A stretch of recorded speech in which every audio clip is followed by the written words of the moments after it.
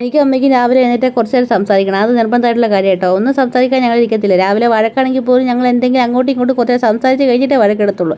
എന്താണെന്നതില്ല അമ്മയായിട്ട് കുറച്ച് നേരം സംസാരിച്ചില്ലെങ്കിൽ എനിക്ക് എന്തോ വല്ലാണ്ട് പോലെ, പ്രത്യേകിച്ച് രാവിലെ. അപ്പം ഞങ്ങളിത് ഇങ്ങനെ രാവിലെ കഥയൊക്കെ പറഞ്ഞിട്ടിരിക്കട്ടെ. വേറെ ഒന്നുമല്ല, ഇന്നാണെന്നുണ്ടെങ്കിൽ വീക്ക് ഓഫ് ആയിരുന്നു. അപ്പോൾ അവധിയുള്ള ദിവസങ്ങളാണെന്നുണ്ടെങ്കിൽ ഞാൻ നേരത്തെ എഴുന്നേൽക്കുകയും ചെയ്യും. ജോലിക്ക് പോകുന്ന ദിവസങ്ങളാണ് ഞാൻ മാക്സിമം താമസിച്ച് എഴുന്നേൽക്കുകയും ചെയ്യും. അതെന്താണെന്നതില്ല, ആ ശീലം മാറ്റുന്നില്ല എന്നല്ല, മാറുന്നില്ല. അതാണ് സത്യം. എന്താണ് ഇനി മാറ്റാനും നിൽക്കുന്നില്ല. അതങ്ങനെ കണ്ടിന്യൂ ചെയ്ത് പോട്ടെ. ഒരു ലെവലിൽ എത്തുമ്പോഴത്തേക്കിന് മാറ്റേണ്ട അവസ്ഥ വന്നു കഴിയുമ്പോഴത്തേക്കിന് മാറ്റാം. ഇപ്പം ഞാൻ അതിൽ അഡ്ജസ്റ്റ് ആയി അങ്ങ് പോകുന്നു. പിന്നെ ഇത് കണ്ടോ, ഞങ്ങളുടെ വീട്ടിൽ തേപ്പോട്ടെയാണേ.